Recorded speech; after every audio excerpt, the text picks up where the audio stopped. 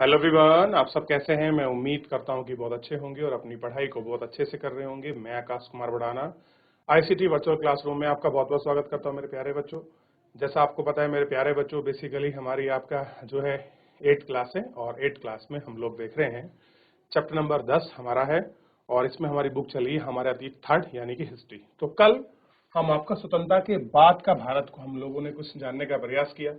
तो हमने देखा कि देश कब आजाद हुआ, संविधान कब लागू हुआ, कौन कौन सी चीजें थी, किस तरीके से दो पार्टीशन हुए, भारत के पूर्वी पाकिस्तान, पश्चिमी पाकिस्तान, कैसे पाकिस्तान जो था आपका पूर्वी पाकिस्तान कैसे आपका बांग्लादेश बना 1971-72 में, ये हमने देखा। क्लियर है। 500 रियासतें थी और 80 लाख जो माइग्रेटेड लोग थे, उन शरणार्थियों को रखना और उनके रोजगार की व्यवस्था करना उस टाइम का सबसे बड़ा एक आपका प्राइम मुद्दा बना। क्योंकि अभी अभी हम लोग नए आजाद हुए हैं, इतने बड़े राष्ट्र को अखंड बनाकर रखना, उसकी जरूरतों को, बेसिक नीड को पूरा करना, उस जमाने में सबसे बड़ी दो समस्या हमारे सामने उभर के आ रही थी। वो समस्या थी, कौन कौन समस्या थी। सबसे पहली समस्या क्या थी, देखिए पहली समस्या थी 500 जो आपके देसी रियासतें थी उनको भारत में विलय करना और 80 लाख जो आपके शरणार्थी हुए थे, ये कौन शरणार्थी थे, जो आपका पाकिस्तान से कहाँ आए थे, इंडिया आए थे। क्लियर है। जब आपका विभाजन हुआ, ये लोग जब पाकिस्तान से भारत आए, इन लोगों को बसाना, माइग्रेट करना, जो आपका माइग्रेट होकर आए हैं उन लोगों को बसाना, उन लोगों के खाने की व्यवस्था करना और उन लोगों के रोजगार की व्यवस्था करना। और उस समय एक नवजात राष्ट्र था, हम नए नए राष्ट्र बने थे। क्लियर है। अब जिस हम भारत की कल्पना कर रहे थे वो अखंड भारत अब आया था। पहले क्या थी, छोटी छोटी रियासतें थी, बटी हुई थी, सब अपने हिसाब से शासन प्रशासन कर रहे थे। लेकिन अब एक अखंड भारत की संरचना हो चुकी है, अखंड भारत की नींव रखी गई है, उसको चलाना। और एक बात और सबसे बड़ी यहाँ थी कि जो संविधान है वो लागू हो, लोग उसको माने, उसके कानून को फॉलो करें। ये भी एक अपने आप में बहुत बड़ी बात थी। क्लियर है कि लोग कानून को माने। क्लियर है। यानी कि संविधान का शासन चले, संवैधानिक शासन की बात कर रहे हैं। क्लियर है। तो इन सारी समस्याओं के साथ हमारा देश चला। क्लियर है। महात्मा गांधी की मृत्यु हो चुकी है। क्लियर है। 30 जनवरी 1948 को। इतना हमने देख लिया, पूरी स्थिति देखी हमने। और हमने देखा संविधान की रचना का क्या दौर था, कैसे 2 वर्ष 11 माह 18 दिन का समय लगा। ठीक क्लियर है। लगभग लगभग 300 लोगों ने इसमें पार्टिसिपेट किया। सार्वभौमिक वैसा मत अधिकार पर था। मैंने पहले कहा था कि सार्वभौमिक वैसा अधिकार, सभी व्यक्ति को मत देने का अधिकार। एक एज थी पहले 18 साल, उस टाइम जो है अब 21 साल थी। वर्तमान में वोट देने की कितनी है, 18 वर्ष आयु है, जिसको हम कहते हैं सार्वभौमिक मताधिकार, सबको समान वोट देने का अधिकार है। क्लियर है। तो फिर हमने सेंट्रल हॉल की बात करी, जहां पर ये पहले सब कुछ हो रहा था। क्लियर है। इतना हम लोग आपका देख चुके थे। अब हम आगे बढ़ रहे हैं और देख रहे हैं संविधान की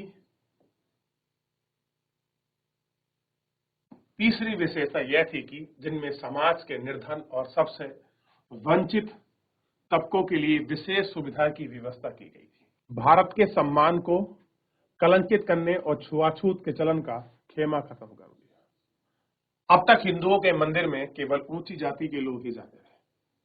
कैसे थे, ऊंची जाति के लोग ही जाते थे। लेकिन अब उन्हें सभी लोगों को खोल खोल दिया, उनमें अब अछूत माना जाता था। कैसे मानते थे उनको, अछूत। ठीक। वे अब सभी मंदिरों में जा सकते थे।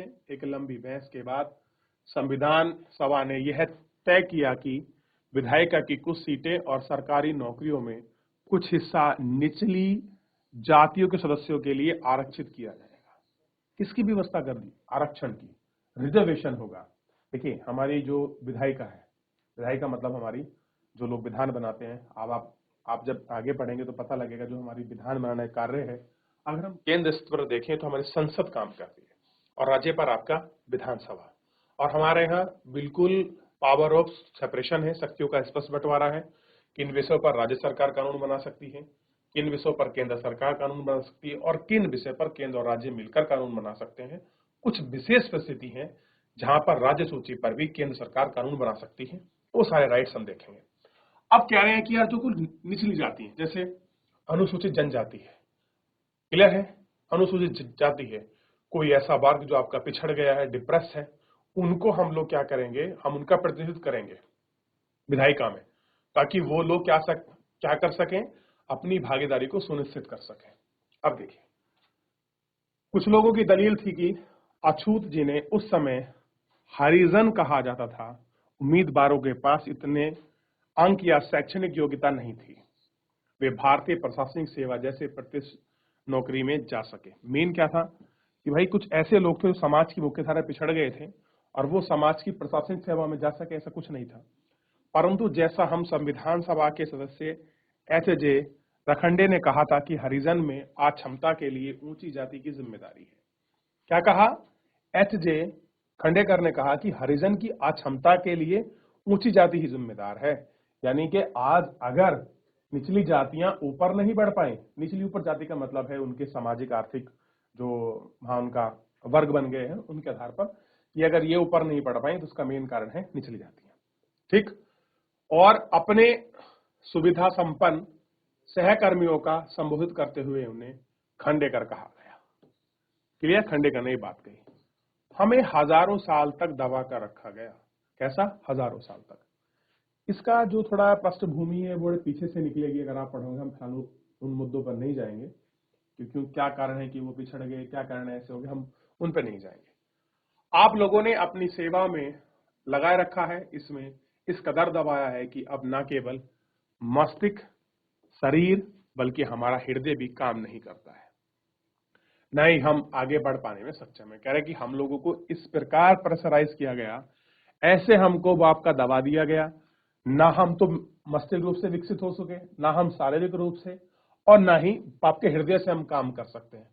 हमें वो क्षमता, वो क्वालिटी नहीं आई जो समय के साथ आनी चाहिए थी। एजुकेशन से कम हम लोग मानसिक रूप से ब्रॉड होते, चलो मानसिक नहीं तो आपका फिजिकली ब्रॉड होते, फिजिकली ब्रॉड नहीं तो कम से कम हमें जो आपके हृदय में एक साहस होता, कॉन्फिडेंस होता, वो वाले ब्रॉड होते, लेकिन हमें कोई भी ऐसा नहीं बन पाया। और कारण रहा हमारी बड़ी जातियां। भूतपूर्व यानी कि बहुत समय से पहले आप देखोगे छुआछूतों के साथ आदिवासी अनुसूचित जनजातियों का विधायिका नौकरी में छड़ दिया गया। अब जिन लोगों के साथ हम अनटचेबिलिटी करते थे, नहीं छू हिंद दृष्टि जो देखते थे, ये करते थे, इन सब के लिए संविधान में अनुच्छेद 17 में स्पेशल प्रोविजन रखा गया। आप लोग पढ़ोगे आर्टिकल 17, अस्पृश्यता का अंत, अनटचेबिलिटी बैन है इंडिया में। क्लियर है? और आदिवासी और अनुसूचित जातियों को भी विधायिका नौकरी में संरक्षण दिया गया। अनुसूचित जातियों के तहत इन भारतीयों को वंचित रखा गया था, साथ ही भेदभाव किया जा सकता था। ये सारी चीज देखिए। आदिवासी आधुनिक स्वास्थ्य सुविधाओं, शिक्षाओं से वंचित थे, उनकी जमीन और जंगल समुदाय से बाहर का ताकतवर लोगों के कब्जा होता रहा। संविधान में उन्हें जो नए अधिकार मिले थे, उनका उद्देश्य से एक ऐसी स्थिति में आपका सुधार लाना था।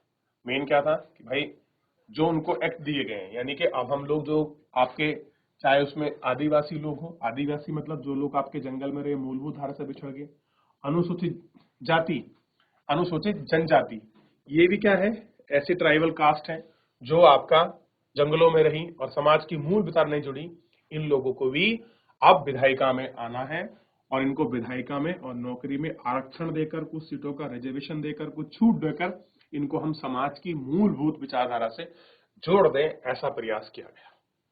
क्लियर है? ताकि इनका भी पार्टिसिपेशन हो। संविधान में क्या लिखा है? समानता का अधिकार, सबकी साथ होगा तभी तो समानता होगी। तो इसलिए इनको स्पेशल प्रोविजन अब कर दिए गए, स्पेशल राइट्स को चीजें रखी गई, इनको ध्यान दिया गया कि भाई अब इनका भी सुनिश्चित होना बहुत जरूरी है। क्लियर है?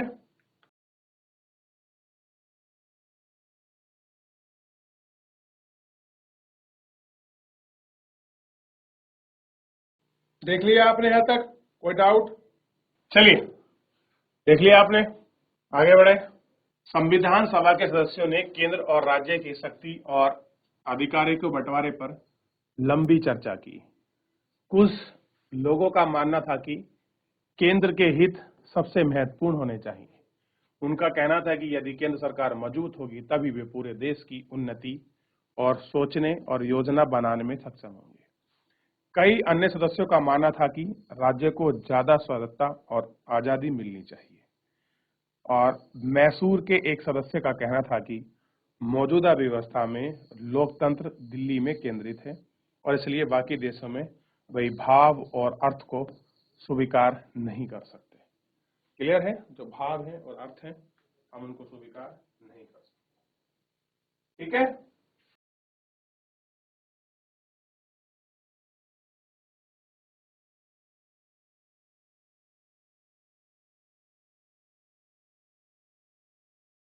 आगे बढ़े।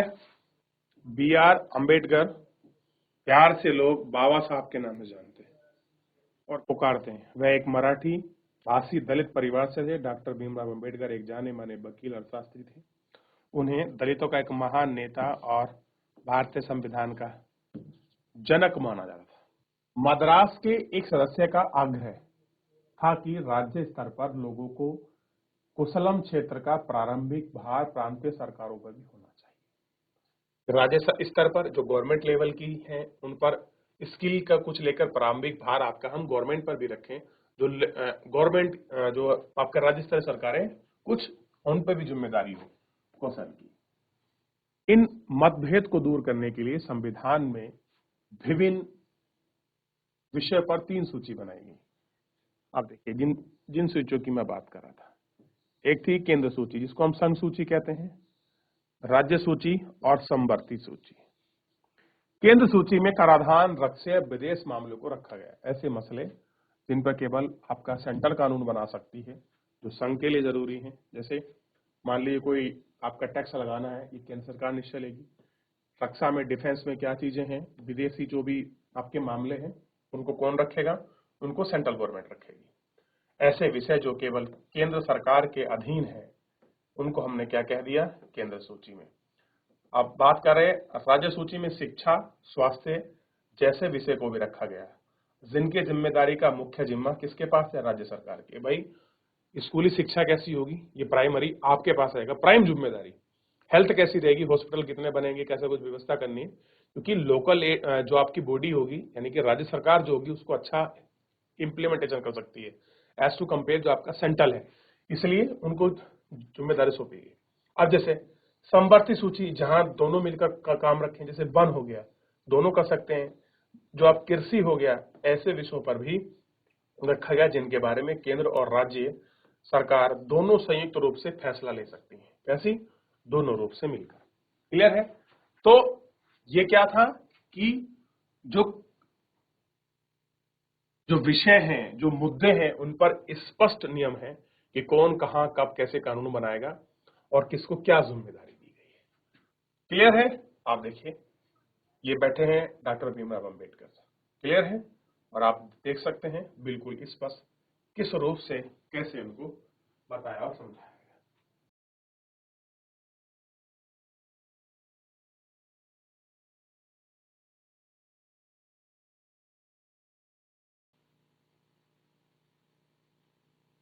संविधान सभा भाषण के सवाल पर बड़ी तीखी बहस हुई। बहुत सारे लोग मानते थे कि अंग्रेजों के साथ अंग्रेजी भाषा का विवाद कर दिया जा रहा है। उनका कहना था कि अंग्रेजी की जगह हिंदी को अपनाया जाना चाहिए, परंतु लोग हिंदी नहीं बोलते थे। उनकी राय में अलग थी कि संविधान सभा में बोलते हुए टीटी और कृष्णाचारी ने दक्षिण के लोगों की ओर से चेतावनी दी और कहा अगर उन्हें हिंदी थोपी गई तो वे बहुत सारे लोगों को भारत से अलग हो जाएंगे। फिर अगर आपने हिंदी थोप दी तो क्या हो जाएगा, हम बहुत सारे लोग जो है भारत से अलग हो जाएंगे। विवाद से बचने के लिए आखिरकार बीच का रास्ता निकाला गया। संविधान निर्माताओं ने हिंदी को भारत की राजभाषा का दर्जा दिया गया, जबकि अदालतों, सेवाओं और विभिन्न राज्यों के बीच में संचार आदि के लिए अंग्रेजी के इस्तेमाल पर फैसला किया गया कि भैया एक कॉमन लैंग्वेज कर लो जो आपका ऑफिशियली काम हो, और सारे paper order, work order, government, जजेस फैसले किस पे होंगे, इंग्लिश पे होंगे। यानी कि हिंदी को थोपे ना जाए। अब बात भी ठीक है, क्योंकि अगर आप देखोगे आपके हिंदी भाषी स्टेट है कितने, सोच के देखें आप, हिंदी भाषी स्टेट है कितने। उसके बाद जो भी आपका दक्षिण भारत का हिस्सा, वो लोग तमिल, तेलुगु, कन्नड़, मलयालम सब बोलते हैं। अब उनके को अगर आप हिंदी थोप दोगे हर जगह तो उनके लिए तो बिल्कुल खत्म हो जाएगा मसला। तो वर्नाकुलर चीजें होनी चाहिए, लेकिन वो लोकल बॉडी में रखो। जो राज्य स्तर की चीजें आप उनको वर्नाकुलर रखो, लेकिन जो भी कार्य सेंट्रल के केंद्र के होंगे आप उनको ऐसी भाषा रखो जो सबके लिए सुगम हो।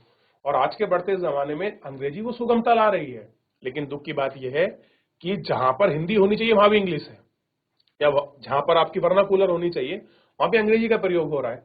तो इसमें बहुत सारी समस्या भी खड़ी हो रही है अपने आप में। ऐसा नहीं है कि समस्याएं नहीं है या चीजें नहीं है, सब कुछ खड़ा कर रहा है।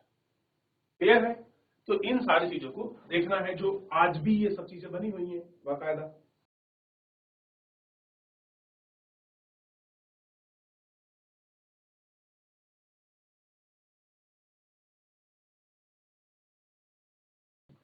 देख लिया? अब आप मुझे बताइए, क्या अब एक मेरा छोटा सा क्वेश्चन है, जो हमने राज्यों पर भी कुछ जिम्मेदारी डाली है, क्या ये जिम्मेदारी सही है? संघ के हिसाब से नहीं है। थोड़ा पता लगे आप लोग क्या पढ़ रहे हैं, अभी तक इतना पढ़ा चुका हूं। बताइए, राज्य सूची, केंद्र सूची और संबंधित सूची के विषय को अलग करने का क्यों प्रावधान रखा गया होगा?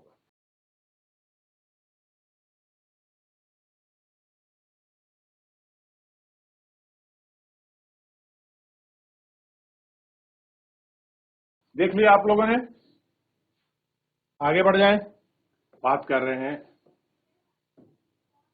संविधान की रचना में बहुत सारे भारतीयों ने योगदान दिया है। इसमें सबसे महत्वपूर्ण योगदान है डॉक्टर भीमराव अंबेडकर, B.R. अंबेडकर, जो संविधान सभा के प्रारूप समिति के अध्यक्ष यानी कि ड्राफ्ट कमेटी के क्या थे, चेयरमैन थे, जिनके नेतृत्व में दस्तावेजों का अंतिम रूप दिया गया संविधान सभा के सामने। और फिर आखिरी भाषण में डॉक्टर अंबेडकर ने कहा कि राजनीतिक आंदोलन के साथ साथ आर्थिक और सामाजिक लोकतंत्र भी जरूरी है। कि आप केवल अगर राजनीतिक लोकतंत्र की बात कर रहे हैं तो ठीक नहीं है, हमें आर्थिक लोकतंत्र भी चाहिए और सामाजिक लोकतंत्र भी चाहिए। यानी कि जिस प्रकार आप राजनीतिक लोकतंत्र की समानता देते हैं, आप आर्थिक भी दीजिए और आप उनको सामाजिक भी दीजिए। क्लियर है? तो हमारे यहाँ केवल पॉलिटिकल लोकतंत्र नहीं है, इकोनॉमिकल और आपका सोशल भी है। क्लियर है? यदि लोगों को वोट डालने का अधिकार देते हैं तो अमीर गरीब या ऊंची या नीची जातियों का फासला अपने आप खत्म नहीं हो जाएगा। कह दिया कि भैया सब लोगों को वोट देने का सेम राइट है, कोई भी जाति कोई फर्क नहीं पड़ता, तो ये फासला खत्म नहीं हो जाएगा। उनके लिए नए संविधान के साथ भारत के अंतर विरोध में एक दूसरे के युग में प्रवेश किए जा रहे हैं कि भैया आप अंतर विरोध क्या, एक युग से दूसरे युग में आ रहे हैं, नए युग में प्रवेश कर रहे हैं। राजनीति में हमारे पास समानता होगी, सामाजिक व आर्थिक जीवन में हम असमानता की तरह ही चलेंगे। आपने पॉलिटिकल राइट्स तो हमको दे दिए, लेकिन सामाजिक और आर्थिक असमानता तो हमारे साथ बराबर चलेगी। केवल राजनीतिक समानता ही तो चली, और क्या चला? ठीक। और हम एक व्यक्ति को एक वोट और एक मूल्य के सिद्धांत का पालन करेंगे। इसके विपरीत सामाजिक और आर्थिक संरचना के फलस्वरूप हम सामाजिक और आर्थिक जीवन में एक व्यक्ति, एक मूल्य और एक सिद्धांत का निर्देश करता है। क्या करता है? निषेध करता है। कि आर्थिक जीवन में एक व्यक्ति, एक मूल्य के सिद्धांत का भी निषेध है। ठीक। अब आप मुझे बताइए, क्या अगर हम केवल लोगों को ही राज्य विधायिका में सीटें आरक्षित कर दें या उनके लिए प्रोविजन कर दें, क्या आपकी समानता आएगी? नहीं। हमको सामाजिक रूप में भी रखना है। आपने वोट देने का अधिकार तो दिया, आपने चुनाव लड़ने का अधिकार तो दिया, लेकिन अगर आज भी समाज में जाति आधारित चीजें बनी रही तो सामाजिक लोकतंत्र कहां बन पा? अगर लोगों में काम करने के रूप में या आर्थिक जो आपकी समानता केवल उनको बराबर नहीं रखा गया, तो मान लीजिए वो तो पिछड़ जाएंगे। भाई आपने पॉलिटिकल लाइफ तो कर दिया, क्लियर है, लेकिन आर्थिक समानता कैसे संपन्न होगी? जब सबको समान काम के अवसर उपलब्ध होंगे। भाई कोई किसी जाति वर्ग का है, कोई विशेष, कोई फर्क नहीं पड़ता, सबके लिए नौकरी मार सेम प्रावधान है। क्या रखे गए हैं? सेम प्रावधान रखा गया है। ये सारी चीजें हम इसमें देखना और मानना है। क्लियर है? आप इनको देख सकते हैं, अच्छे से मान सकते हैं।